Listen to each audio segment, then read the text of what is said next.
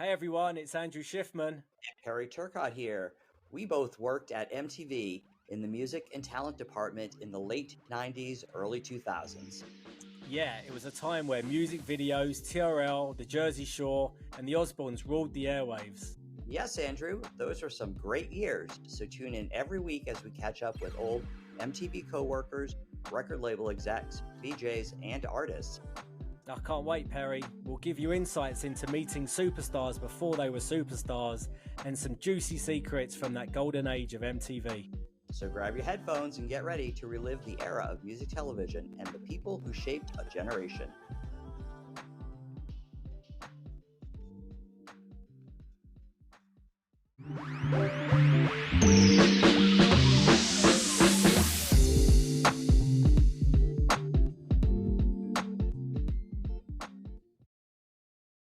Hello, world. How are you doing out there in the listening universe? We are back. Welcome to the Music Lounge, my favorite day of the week. Perry, how's it going? I'm doing fine today, Andrew. How are you?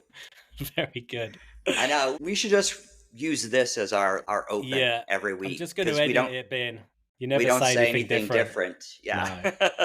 Apart from, I'm very excited to reconnect with someone who haven't spoken to in a long time, but feels like yesterday. Who are we talking to today, Perry? So this is our first, I believe, interview we're doing from Nashville. Is that right, Andrew? Sure. Okay. Yeah. Apart from when you were over there taping. That's true. Yes, I did record an episode when I was in Tennessee. But today we have Paul Logan, who is the formerly of the MTV Music and Talent Department and also worked in creative music integration for MTV Networks and is currently the SVP of Sync at Big Loud Records. Welcome, Paul. Welcome. Thank you, guys.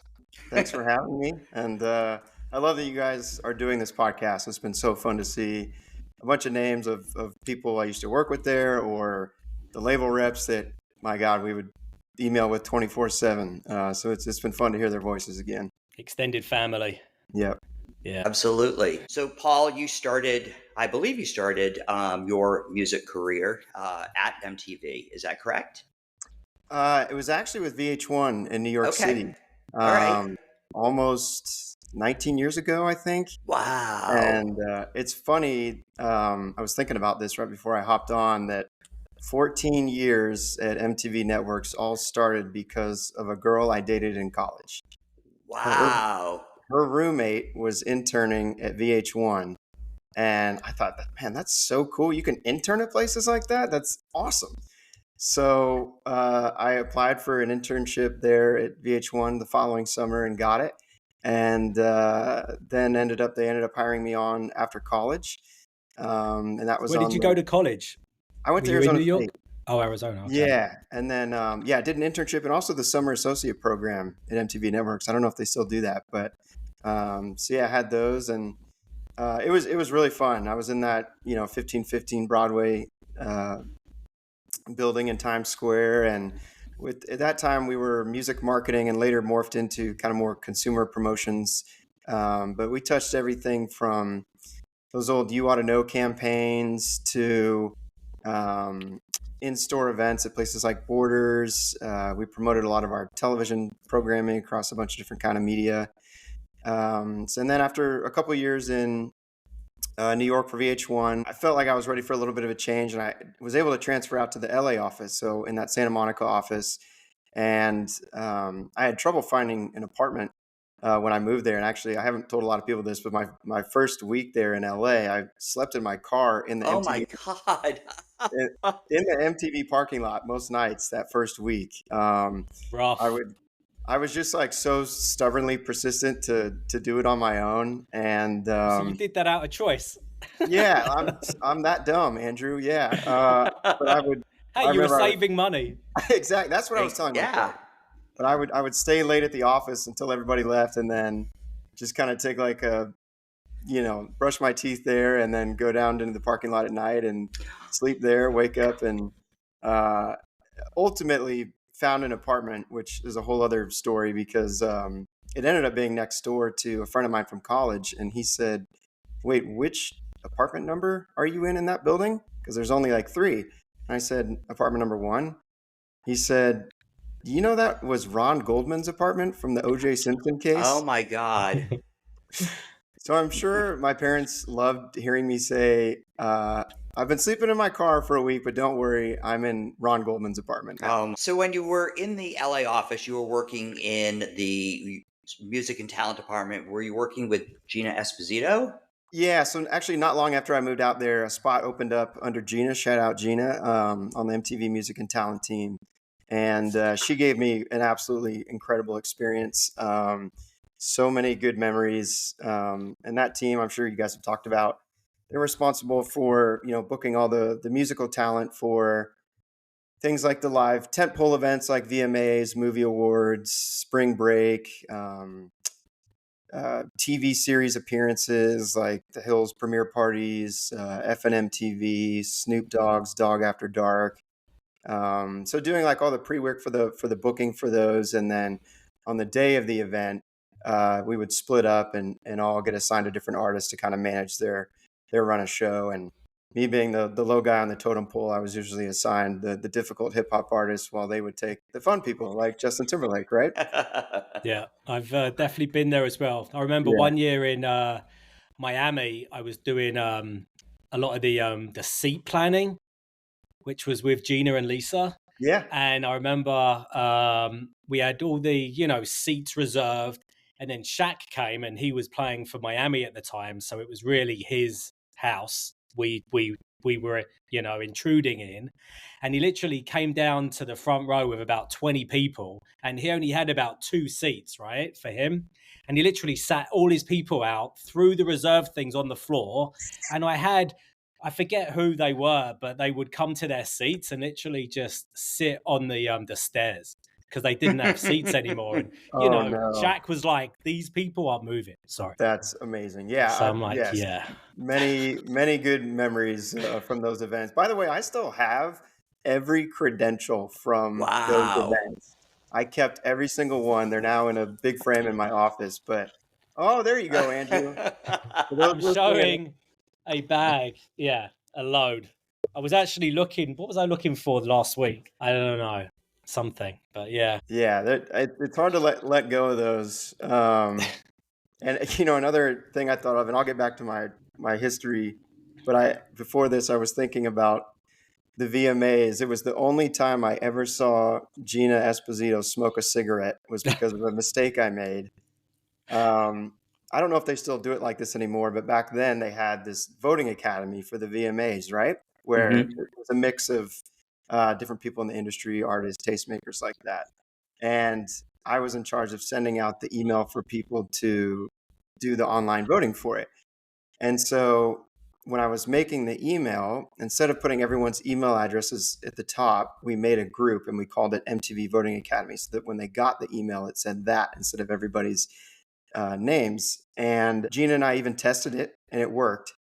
But then when I sent it out, it didn't work. And it showed everyone's email address, which was a little, not everybody gets equal representation, I think. And so there was a lot of freak out. But Gina, bless her heart, she took a deep breath and walked outside and just started smoking a cigarette. And I was like, I didn't even know she smoked. And then Amy Doyle, I remember she walked over and said, so I was like, yeah, sorry about that. But yeah. a lot of from good mistakes anyway. Yeah, a lot of good memories from those MTV days for sure. Yeah.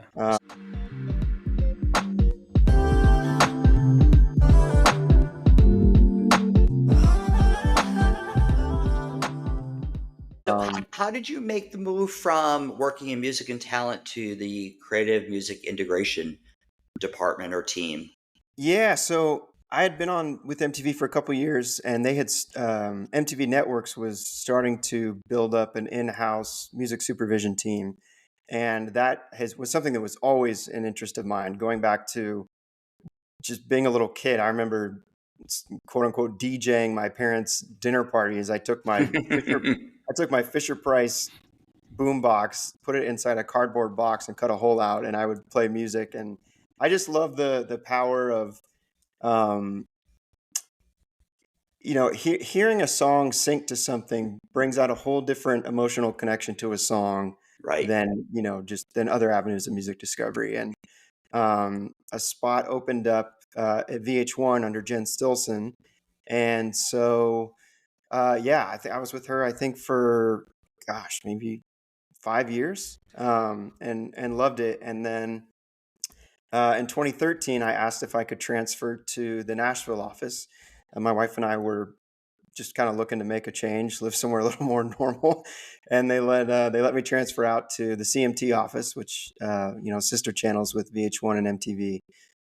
So I did that, and then maybe after a year of being there, CMT, it kind of made sense. They asked if I would sort of head it up for them, and then they ultimately added Paramount Network and TV Land to my roles there. So yeah, 14 years Wow. with MTV Networks, all because of a girl I dated in college. That is Amazing. crazy. So Yeah. were the music integration teams, they were pretty new, right? Like you must have been one of the first hires, or were those departments around for a while? Because, when you look at MTV back then, we were at the forefront of trying something new. So I don't know if other networks were really focusing on exposing new music artists within the shows. That probably wasn't a focus of picking a theme song, but we were really able to go beyond just adding a song, right? It was really Yeah. a part of a campaign. It's the creative music integration team started with MTV and had so much success that then they added it for VH1, and then it really took off for us there at VH1 too. It just kind of started with the occasional song in shows to adding on theme songs and promos and other big campaigns, and it was so fun to be able to find up and coming artists and giving them that little break. Sometimes it wouldn't make a huge difference, and then other times you wake up the next morning and it shot to #1 on the iTunes chart because of a Yeah. placement. It was such a fun feeling. I mean, now, as you know, that's probably one of the main pieces of income for artists is to get a sync. Absolutely. So it's Yeah, important. it helps a lot of artists recoup their deal or make additional money, or there's a lot of people from Exposure. back Yeah. in the Laguna Beach days or the Hills that absolutely took off because of one placement in that show.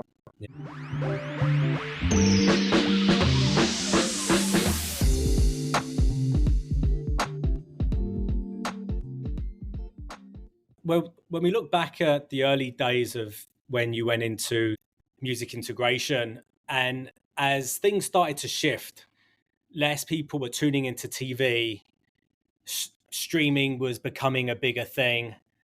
We weren't playing as many music videos on air. How did you strategize your role to incorporate digital activations and support music when maybe tuning in for a broadcast premiere wasn't necessarily the biggest focus? Yeah, streaming changed a lot of things. I remember, what was the name of that MTV streaming service we very briefly had? I want to say it was called Overdrive or something like We that. had Overdrive. I haven't Yeah, heard that in a minute. Yeah. yeah, I remember That testing was that. where you went to see extended scenes and go to Overdrive to see behind the scenes clips and stuff like that, right? Yeah, I Yeah. remember testing it and thinking, this is so dumb. Who's going to watch shows on their computer? Which, what a dumb thing that came out of my mouth that day. But yeah, it's certainly changed a lot. There's so much more content now than there used to be. Back in the day, there were just kind of a handful of shows that would have such a humongous impact on artist discovery, and now there's a lot more. And I don't want to say it's gotten diluted, but just with the supply of there being so many shows, I have to work that much harder across all different networks and streamers and video games, advertisers, to try and find these moments that will really have a big impact. Did you touch Overdrive, Perry? Or was that not when you were? I know it existed when I was there. I really did not work on it. I think a lot of it was just primarily Long the form long series. form production teams at MTV.com. Yeah, because each show had an online producer attached to it, and that producer had a team under them, and they're the ones who created all the content that lived on MTV.com to support all of that stuff. Gotcha. Yeah, yeah, And now we all watch shows on our computers all the time, right? absolutely. Yeah, I Yeah. know, it's crazy, right? Well, I think there was a bit of a 360 because me personally, I want the big screen again. And we're back to appointment viewing, right? So Yellowstone, for example, once a week, and even on Netflix and some of those streaming platforms, Apple, it's appointment viewing again versus dumping a whole season and binge watching it in like a day. I'm with you. So I like that, and it's almost retraining a new generation because it's what we were used to growing up. But it adds to that conversation and excitement about what's going to happen next week, and then the big buzz the next day because that day everyone's watched it the night before when to catch people about, oh shit, you haven't watched that episode yet, sorry. I just spoiled Totally. it for you. There's a few series on Paramount right now, Yellowstone, Lioness, and Landman that I'm watching that I love that they're trickling instead of just dumping them all. Like, Yeah, yeah, yeah, I've only seen the first episode, but it's amazing. There's great music in it. But I think too, from a music sync licensing standpoint, when it does trickle out, it can help a song stand out more because if you're going to just see that one episode that one night, that's very different than if you rip through 4 episodes and you hear 15 songs. Yeah, but my kids, they watch Outer Banks, and Mhm. they're noticing songs that they hear. Like I'm a big fan of the band Fontaine's DC, and my daughter came up to me the other day and she was like, I heard that song you like in an episode of Outer Banks. That's awesome. So things are changing. And music is becoming really cool in shows because they know that's the way to attract an audience Totally. too. Yeah. Yeah, as growing up, I used to play that Madden football video game, and my son was playing it recently, and then we were out somewhere, and he heard a song. He goes, "Dad, this song's in the Madden football game." I'm like, "Man, it's coming full circle." Yeah. that's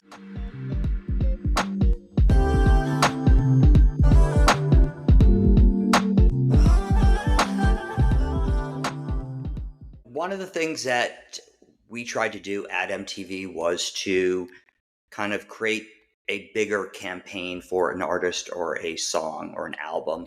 And part of that was including music in shows.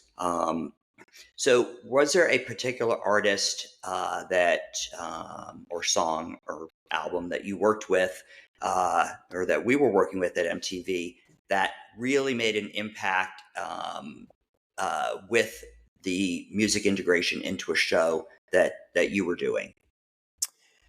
Yeah, there were a bunch of artists. I think what was fun is that we got to not only use the record labels up and coming priorities, but also some of the newer independent people. There was a guy, Jake Etheridge, I used in a show, and coincidentally, he's now married to an artist on our record label, so I see him all the Wow.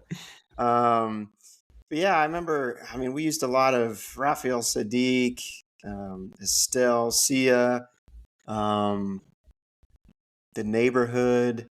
Um, You were supporting these acts early on yeah, when they yeah, were yeah. really up and Sarah coming. Bareilles too. And then on the MTV talent booking side, I mean, that team was so good at spotting talent that they thought would keep rising. I mean, I'm sure we can all think of so many from when we worked there, but I mean, I remember Gina booking like the Black Keys and MGMT and people at the time hadn't really heard of, and just exploding. And I was thinking too about Asher Roth. I remember the Woody Awards, Of course, yeah. and his manager at the time was Scooter Braun, and like look how big Scooter Braun is now. Who's Scooter Braun? No, I'm kidding. Yeah, no, we've talked about this in other episodes where we had such a diverse team working in that department that everybody had sort of a role to play in a certain genre of music. And, I can't imagine what we would have done sort of in the indie alternative world if it hadn't been for like Courtney, or what we would have done in the like hip hop and rap world if it wasn't for Buttaman and Tuma and Yomi. So it was just everybody sort of had, I don't want to say niche because everyone touched everything, but there were certain people who just had an ear or an expertise that brought that to that department. And it was, it was an amazing place to be at that time because everyone sort of had something unique that they brought to it. Yeah, it was such a great combination of the people you mentioned, and then some of these record label reps that you guys have had on the show. I mean, I have so many good memories from being with them and hearing the passion that they would have. And like I remember Island Records promoting Teen Island, and that's where they had like a few acts. One was Justin Bieber and one was Jesse James Decker. And, we ended up booking Justin for, it's funny, I don't even think he was a teenager, but it had to have been one of his very first TV bookings on an old MTV game show called Silent Library. But yeah, he was like one of the guests on it. And then we did something with Jesse James Decker, which this was a fun one for me because we did a promo shoot at a house out in the valley somewhere, and she had a bunch of different wardrobe changes for this shoot. And on one of her final looks, she looked at my torso and she said, "Can I wear your shirt for this next look?" You're the same size. Yeah, partly that. But I've never ripped off a shirt so fast in my life. It was one of those like pearl snap button downs, and she wore it, and I'm not sure I ever washed it, but right, nice. But I mean, how valuable for a label to come in, and we've had these conversations where you don't know who you're going to get, and you might walk in with an agenda, and you leave with so much more. So to be able to come in and just pitch a video and leave with a meeting with your team for a music sync and news and whatever, it's like, it was just the power of being in the building and people kind of championing certain songs. There was a lot of passion going through those halls as well, because we wanted the bands to succeed. We wanted our friends, the label reps, to succeed. And we were just creative. Like our juices were on 24/7 for a label to be able to go back and say, might have an opportunity for a theme song as well. Be like, what? We were just a video promo, Yeah, absolutely. I hope someone writes a book or does a documentary and has all these, essentially a video version of your podcast. We've heard that before, yeah. So many artists that we touched over the years, I was there for 12 years. I actually started in the LA office in the corporate communications team, which sat next to Gina. And that was how I met Gina working in LA. But it might have been a little before you. It was 2000 to 2002. Yeah, I started 2006. And with MTV in 2008. So. Oh yeah. But yeah, I was already in New York. Yeah. But yeah, it was always fun coming out to the New York office. Is fun. Yeah. Yeah.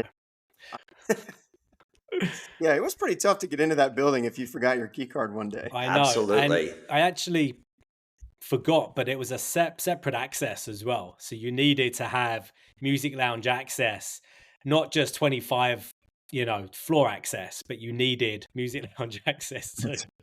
I forgot about that. Yeah, I know I did, unless, until we heard from our past guest last week.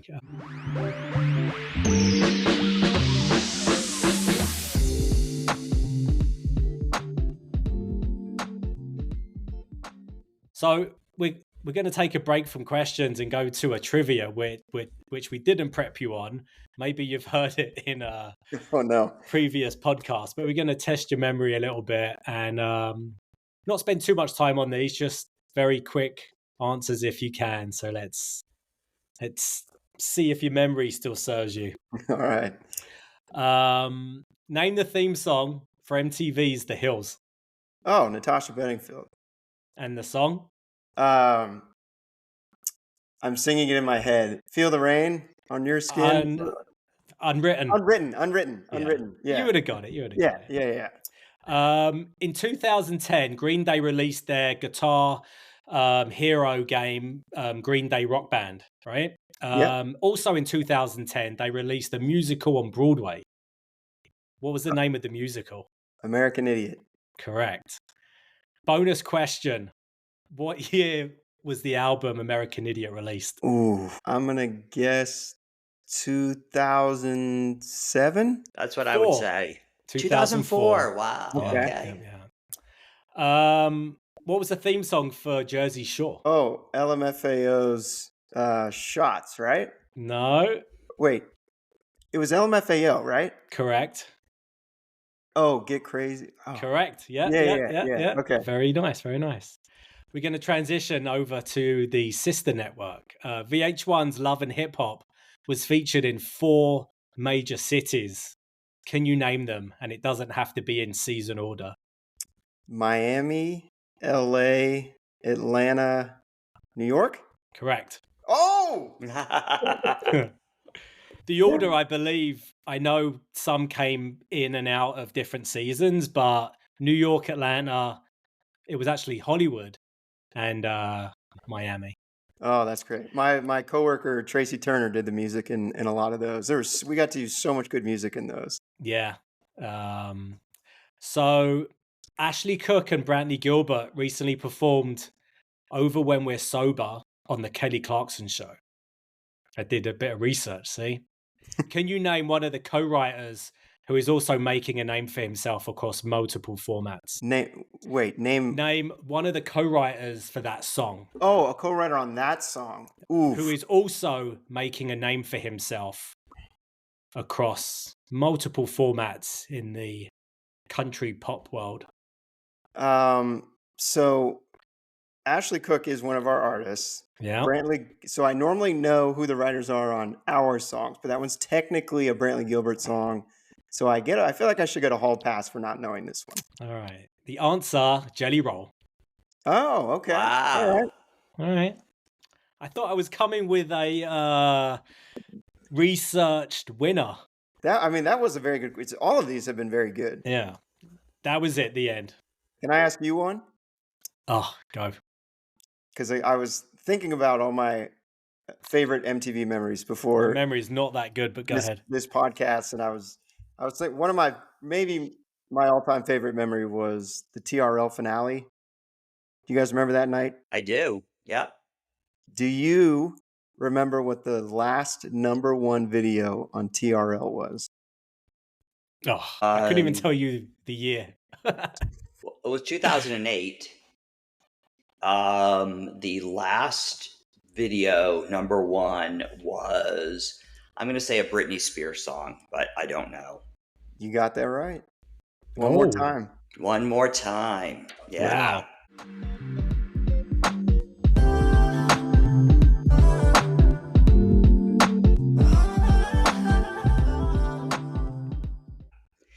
Who were you the talent escort for at that show?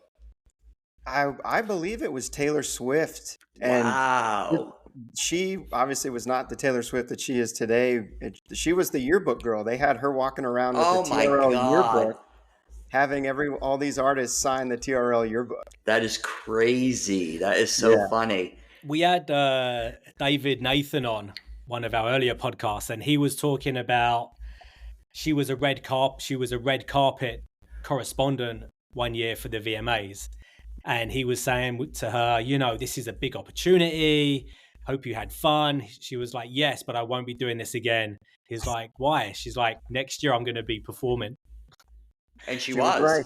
And that was the year. Yeah. She went crazy that year. Yeah, absolutely. So getting back into the conversation, so music can evoke powerful memories when it's included in a movie soundtrack or a TV theme song or a commercial. What kinds of projects are the ideal targets for Music Sync for you currently in your position at Big Loud? Yeah, I mean, to come full circle, Paramount Networks, previously known as MTV Networks, is a huge one for this for us. Honestly, right before this Do podcast, relationships help, or you're dealing with different people? both. Yeah. Honestly, yeah. I mean, right before this podcast, I was on a call with the Andre Von Forster, who's the music supervisor for Yellowstone and some of Taylor Sheridan's other shows. So, and it's funny because one of my last projects when I worked there was finding music for the very first promo for the first season of Yellowstone. Wow. And now I'm pitching to get our artists into that show. So yeah, a lot of things in the Paramount universe. We've got something in Landman coming up. We've actually had a few in MTV's The Challenge. A little throwback there. We've gotten a bunch in Fire Country on CBS. Yeah, I would say TV's kind of our sweet spot in video games. Movies and trailers and sometimes ads can be a little bit tougher because they tend to skew towards older, more famous copyrights, which we just don't have yet at our record label. But certainly TV is a very big sweet spot for us. That's where and I think there's such a great music discovery expectation built into watching a lot of these new shows. So I'm happy. It's a really good sweet spot for us. And yeah. full circle with Paramount for sure. Can you spill any tea as to whether there will be another season of Yellowstone? You trying to get me killed by Taylor Sheridan? No, don't answer. Don't answer. Yeah. So when MTV did, we used the Chiron, the artist, right, over the show. So how are your artists getting exposure by being featured in a song during the episode? Is it just like Shazam, or how are they exposed? Yeah, good question. And some series still do those song IDs, they would call them. I mean, especially MTV's The Challenge, the placements we've gotten in there, they've put up our artist name and song title. And also you sync a lot of songs for singing competitions too, right? Because I saw Morgan Wallen was featured in a lot of the Voice. So is that part of your role too? Yeah, so most of the syncs we land with those are where they're clearing the song so that a contestant can sing it. Yeah. Sometimes they do use the master recording too. Right. But yes, we've certainly had a number of our songs used in those shows because country music does very well for American Idol and The Voice. And those are Chiron to, at least the song title. Yeah, a lot of times. Yeah, but I'm a big watcher of The Voice. So. Yeah. And if if we land a sync where we know there's not going to be a song ID, we definitely will try and promote it in other ways. We usually get social media graphics made with like our artist promo picture and the series artwork, and have the artist maybe posted a couple days before, and then maybe that day of saying, check out my song, and MTV's The Challenge tonight. And are you allowed to use that kind of clip of the show, or do you need rights for the show? Paramount won't, and a lot of networks, it's rare that they will send you the clip that you can then use, but you can take a video selfie of it on the TV screen and get around it that way. But yeah, I think because of copyright issues and stuff like that. But that's allowed for you. Yeah. And it's then, like I've seen artists video themselves when they hear their song on the radio for the first time, right? So it's kind of that same dynamic, right? Yeah, same thing. And some series too, just being associated with the soundtrack is so huge, like Yellowstone. I mean, you could have your song used in there and maybe it's not that prominently used, but they added into their official Yellowstone playlist on, the DSPs, and a lot of people listen to those. Sure. And it's such a cool credibility thing to put on your one sheet when you're featured in these kind of shows, whether you can barely hear it or it's full vocal for 2.5 minute kind of thing. I think definitely soundtracks are having a pretty hot moment again. Things like Yellowstone, the Barbie soundtrack, the Twister soundtrack. It's kind of becoming we're seeing more big soundtrack looks coming in, which is great. Would it be a possibility that you're featured in a show but not on the official soundtrack, or is any song featured gonna make a soundtrack? Yeah, typically if it's prominently used, it will be in the soundtrack, but then also you can have something in the soundtrack that's just inspired by, and it's not actually, it didn't make it into the film. Maybe it's something they wrote for the film that didn't make it into the film, but still a great song that they want to include in the soundtrack. And have you had any artists create original songs for any projects? Yeah, it, they love doing it. It's tough to do because a lot of them tour a lot and travel and got a lot of stuff going on, but we certainly have taken those opportunities seriously, and some have worked out great and great looks and nice checks, and we've also missed some too. I'll be honest; it's a low batting average business, the sync pitching. I do it every day, and I have a low batting average, and I think everyone in my field would say the same thing. But because it's unique, you're not just plugging whatever the current single is for that artist. Right. You're truly trying to find out what do you need, what scenes do you have coming. And in fact, we have a song in Yellowstone 2 nights from now. It's a huge look. It's actually from the artist's album like a few years ago, like not even his most recent one, but the song fit what is happening in that scene so perfectly, and that's why they went with it. So did you present the kind of catalog and the music person in the show kind of picked that, or was it a process where you helped knowing what the scene was and recommending a song, even if it wasn't a new song? Because that, is your focus always trying to highlight a new single, or is it more about a song fitting a moment, Yeah, for Yellowstone, I do pitch a lot for that one, but to her credit, the music supervisor, Andrea Von Forrester, actually went back and dug through the crate and found that song that fit exactly what is happening in the scene. But yeah, it's a lot of pitching. Sometimes you're pitching sometimes an artist's new album or upcoming album, but you're also sending out sampler blasts of like, here's our latest swagger rock, or here's Right. our new holiday songs. Here's our latest heartbreak songs. Because sometimes, a music supervisor may see the email with a subject line of some new artist they haven't heard of, and they might delete it. But if you put the subject line, new songs about heartbreak, Right. most TV series at some point have something about heartbreak in them, and a little more eye catching to those music supervisors. So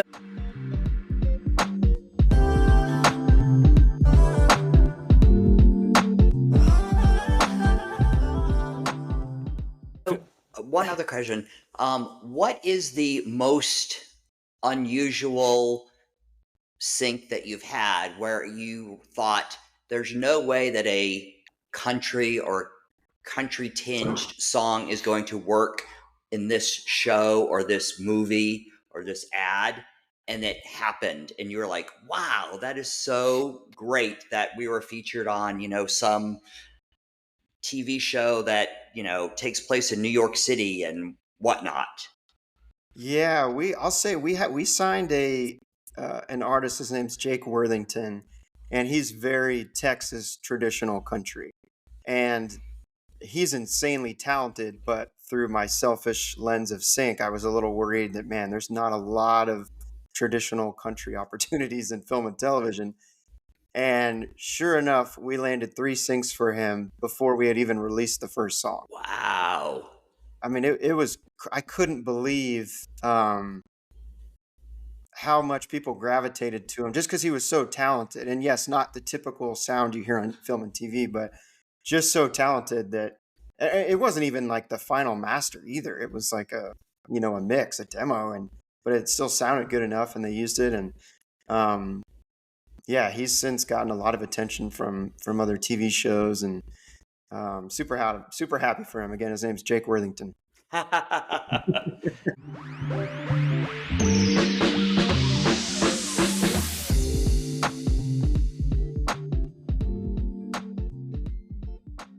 So as we're coming to the end, you live in like Music City, right? Like Nashville, and we always like to see what our guests' favorite venues are, right? So you've really lived New York, LA, and Nashville. So do you have a favorite venue that kind of stands out in all or either of those cities? In Nashville, I would say probably the Ryman or the Bluebird Cafe. The Ryman is so historic. The acoustics are incredible. There's no bad seat in there. The Bluebird Cafe is so different than what you think. You walk in, it's like this tiny room in a little strip mall, and there is no bad seat in the house. New And you've seen York, some incredible artists. yeah. I I'm mean, sure. even if you go on a night where you haven't heard of any of them, Yeah. it could be a songwriter who plays a song that's number one on the radio right now. The Right. talent is insane. For New York, I mean, I might have to say Radio City Music Hall just because of the Okay. '09 VMAs, right? Right. That was that whole night was a doozy. I'm sure for a lot of guests who have been on this show, but obviously the Taylor Kanye Yeah. incident was nuts. But it was I was assigned to Pink that night, who's, I mean, what a freaking rock star. Yeah. And I remember after the incident happened, I had to get her from her seat back to her dressing room because I think she was performing in the next act. And man, she was fired up about the incident. Was not happy. I mean, I was standing outside her dressing room and I could hear her, how upset she was at Kanye for this. And I remember I was getting the call over the radio saying like, okay, we're 2 minutes out to bring Pink. We're 1 minute out for Pink. And then I heard Pink say something to the effect of like, God, I want to say something when I'm on stage about him. And so when they called me to bring Pink, I was like, hey, the fireworks may not be over tonight. Just a heads up. And I remember Amy Doyle came down and talked to Pink, and she didn't ultimately say anything, and ultimately gave an incredible performance, as did Taylor Swift. I mean, kudos to her to Yeah. rebound that quickly after that moment and give that kind of performance. That was I think that it was may have been something a pep talk she had with David Nathan. 100% David. Shout out David Nathan. Yeah, it was that whole experience. God, I remember there was at the dress rehearsal, one artist, her manager asked me to get a B12 shot. And I didn't even know what a B12 shot was, but he explained it. I was like, oh, okay, I guess she needs a little pep. So I went to the medic team. They're like, no, we don't have one. And I went all around Radio City Music Hall trying to find a B12 shot and couldn't find anything. And I came back. I was like, I'm so sorry. I couldn't find her a B12 shot. And he said, oh, it wasn't for her. It was for me. Like, are you kidding me? Shit. So the previous year, the talent I was with asked for a B12 shot before her performance, and we were on the Paramount lot. And at 3 p.m., the lot was locked. Nobody in, nobody out. But we had to get this performer her B12 shot. So I had to contact security to let the doctor in so that this artist could get her B12 shot before her Wow. performance. Yeah. I was like literally running throughout the whole lot, like, an hour before the show, trying to figure out how to make this happen. I'm wondering if it was the same artist. I think it was the same artist. I'm also wishing I had known this because I could have used to phone a friend and called you and be like, Perry, bring your guy. I'm sure the following year they were on site, a stack of them. And what about when you were living in LA? I mean, the Hollywood Bowl is incredible. Yeah. I mean, I have sat in the last row of that place and still really enjoyed a show there. I always loved some of those smaller, older, famous ones like the Roxy, the Troubadour. So many. I don't get out to see live music as much as I used to, but I do wish sometimes in my brain I could go back to being that young kid who so loved going to live music and being in the last row and just sweating, dancing your face off. I just, what I loved about it was sometimes you would go and you knew who the person was and what you're going to see, but sometimes you went and you were just like, I don't know who this is, but I'm going to go because, you know, the label invited me and I just want to be supportive. And you're like, wow, I loved this. This was amazing. This is my new favorite artist. I'm going to do everything I can to support them. And I loved having that feeling after a show. Seeing bands live was almost a make or break to us really getting on board. And if you came in the next day and said, wow, I saw this artist last night, it got, you know, them on people's radar, you know. 100%. What's your guys' favorite venue not in New York, LA, Nashville? Can Brooklyn count? No. Not New York, LA, Nashville. I was at this crypto conference in Austin called Consensus, and they have a famous outdoor venue that I saw Disclosure at. I forget the name, but it's very popular. But then we went to this small like bar club, and Bob Moses did a DJ set. And to me, some of those smaller venues were pretty amazing, but it may have been because of the band. You know, I always ask this question, is it a favorite venue because of a band that you saw there, an artist, or is it like you've given reasons without even bringing up a band, you know? Yeah. For me, it's probably, it's a venue in Mansfield, Massachusetts. It's an outdoor shed and it's only open in the summer. And it opened, I'm going to date myself, in the late 80s. But it's probably, this is before I was even in entertainment, music business, whatever. But I saw REM and The Cure and the Eagles and tons of other shows there. And it was like, it was the first venue that felt like it was like home to me to go there to see a show. And I loved it. Nice. I thought I could Google that venue by the time we were still talking, but it's not showing up. But it's an outdoor famous Perry's Shed venue. Perry's Shed. Well, thank you, Paul, for taking the time to speak with us. We appreciate it. Yeah, thank you for having me. Really great catching up. Yeah, it was a lot of fun, and definitely you got to get Gina Esposito on. We're trying. Any help you can provide, we would appreciate. Maybe she's waiting for her NDA to expire, and then she can tell more stories. But no, I'm very grateful. We don't want any scandals, you know. We you know, it's all positive. You know, but we will get her. It'll be fun. Yeah, well, thanks for having me on, guys. It was a lot of fun. Great to catch up. Thank you, man. We'll talk soon. All right, see you guys. Talk soon. Bye.